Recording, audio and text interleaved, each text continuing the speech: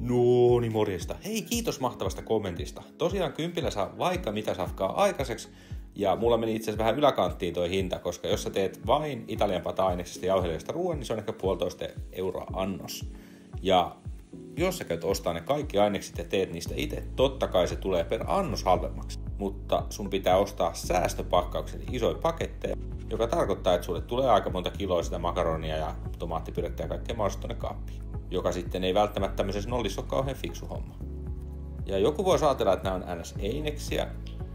Mä oon vähän eri mieltä. Saarioisten valmisruoka tai joku pakastekana, joka on fritattu, niin se voisi olla eines. Mutta tässä sä kuitenkin teet itse ja sit sä voit vähän tuunatakin sitä.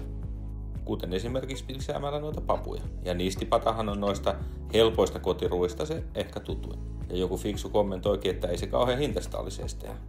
Tämänkertaisen reseptin kokonaissaanto oli 1,2 kiloa.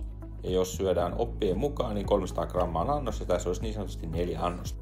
Mutta mulla riittää tästä ehkä 2 kertaa. Kommentoi, mitä mieltä sä oot näistä puolivalmisteista. Ei tässä muuta. Nähdään.